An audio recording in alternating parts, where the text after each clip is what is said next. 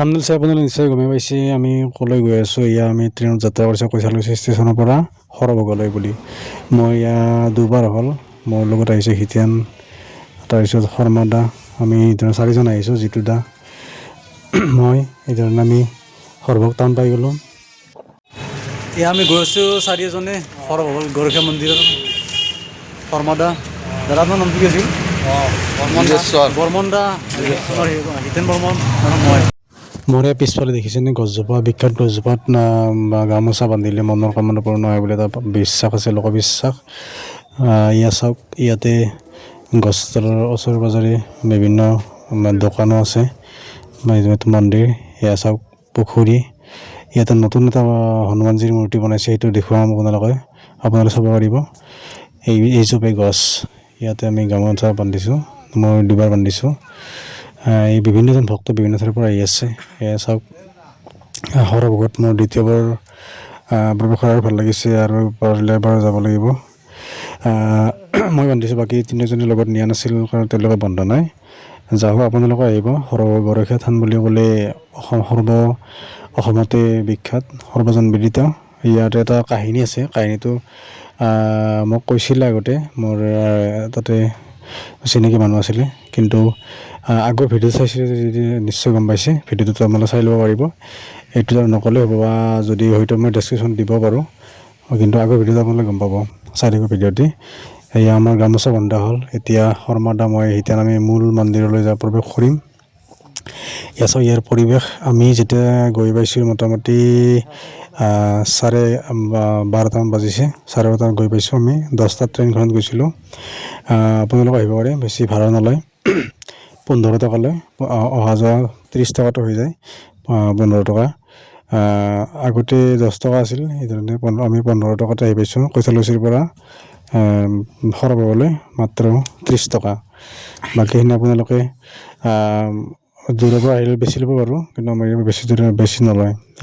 আমি এতিয়া সেৱা কৰিলোঁ, তাৰপিছত গছত গামোচা বান্ধিলোঁ।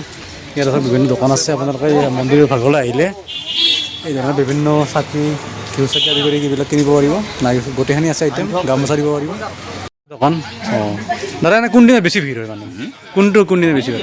ৰবিবাৰ, দেওবাৰ। আচ্ছা, ঠিক আছে।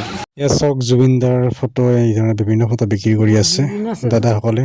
তাৰপিছত এইখনেই গেট, আমি মূল গেটখনে দেখুৱাম, ভিডিঅ'টোৰ শেষত গম পাব। এইখনে এইফালে তাৰপিছত মূল মন্দিৰ আমি ভিতৰত প্ৰৱেশ কৰিলোঁ। চাওক, বিভিন্ন ঠাইৰ পৰা বিভিন্ন ভক্তৰ আগমন হৈছে। ইয়াতে দেউল অনুষ্ঠিত কৰা হয়। আগৰ ভিডিঅ'টোত চাইছে যদি গম পাইছে নিশ্চয়, মই ধুনীয়াকৈ কৈছিলোঁ, তথাপিও এইটো ভিডিঅ'টো এইখিনি কৈ দিছোঁ বাৰু। ইয়াতে আপোনালোকে যদি আহে যাত্ৰীসকলে প্ৰসাদটো পাব পাৰোঁ, কিন্তু ইয়াতে যদি ভাত খাব বিচাৰে তেতিয়াহ'লে 50 টকা লয়, ছাত্ৰ ছাত্ৰীৰ কাৰণে 30 টকা লয়, ষ্টুডেণ্টৰ 30 টকা, আৰু বাকী অন্যান্য ডাঙৰৰ 50 টকা লয়। ইয়াতে আপোনালোকে অৰ্ডাৰি ভাতো খাব পাৰিব, বা অন্যান্য হোটেলতো খাব পাৰিব। হোটেলত খাই এতিয়া আমি নামঘৰৰ ভিতৰৰ পৰা সেৱা ল'লোঁ। ইয়াতে আমি বহি পেলাই প্ৰসাদ খাম। এতিয়া প্ৰসাদ খাবলৈ আমি বহি আছোঁ। এয়া আমি সেৱা কৰি এতিয়া আমি বহিলোঁ, আমি তিনিজনে বহিলোঁ। যিটোতে বাহিৰতে থাকিল, তেওঁ লগৰ এজনৰ লগত কথা পাতি থাকিল, তাত চিনাকি হৈ পেলাই। ইয়াতে আমি বহুতেই ভাল লাগিল, কিন্তু আগৰ ভিডিঅ'টোত মই ভিতৰত প্ৰৱেশ কৰা নাছিলোঁ। এয়া চাওক, হনুমানজীৰ নতুনকৈ মূৰ্তি বনাইছে। আগৰ ভিডিঅ'টোত মই এইটো মন্দিৰ ভিতৰত প্ৰৱেশ কৰা নাছিলোঁ, যে মানে এনেকৈ বহি প্ৰসাদ খোৱা নাছিলোঁ, আৰু এনেই ভিডিঅ' বনাইছিলোঁ বা সেৱা কৰিছিলোঁ। কিন্তু এইবাৰ প্ৰসাদো খালোঁ। ইয়াত দেউল অনুষ্ঠিত কৰা, ইয়াত খুব ভাল লাগে, পৰিৱেশটো খুবেই সুন্দৰ, বহুত ভাল লগা পৰিৱেশ। তাৰপিছত ইয়াত এটা পুখুৰী আছে, ইয়াত ভগৱান শ্ৰীকৃষ্ণৰ মূৰ্তি আছে মাজত। তাৰপিছত মূল মন্দিৰৰ কাষে কাষে বিভিন্ন মূৰ্তি বনাই থোৱা হৈছে পকী বেৰত। খুবেই ভাল লগা এটা নান্দনিক দৃশ্য। ইয়াত চাওক, শৰ্মা দা হিতেনে ফটো তুলি আছে, ওচৰে পাঁজৰে বিভিন্ন মানুহ। এয়া চাওক, মোৰ মূৰ্তিৰ কথা ক'লোঁ যে ভগৱান শ্ৰীকৃষ্ণৰ বিভিন্ন লীলা ইয়াতে বৰ্ণনা কৰা হৈছে। বহুতেই ভাল লাগে, আপোনালোকে আহিব।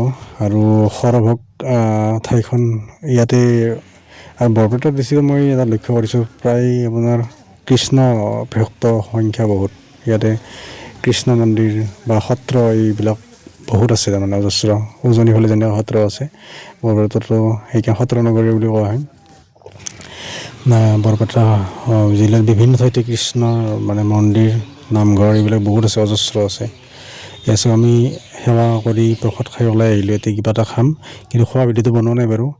আমি দৈ য'ত ল'ম, দৈ লোৱা এখন দোকান আছে, সেই দোকানখন আমি আপোনালোক দেখুৱাম, চাই থাকোঁ ভিডিঅ'টি। তাৰপিছত এয়া চাব এখন মূল গেট। তাৰপিছত মূল গেটৰ ওচৰে পাজৰে বিভিন্ন মানুহ। এতিয়া আমি সৰভোগত দৈ যাব আহিছোঁ। চাই থাকক, মাটিৰ বাচনত থৈ দিয়ে।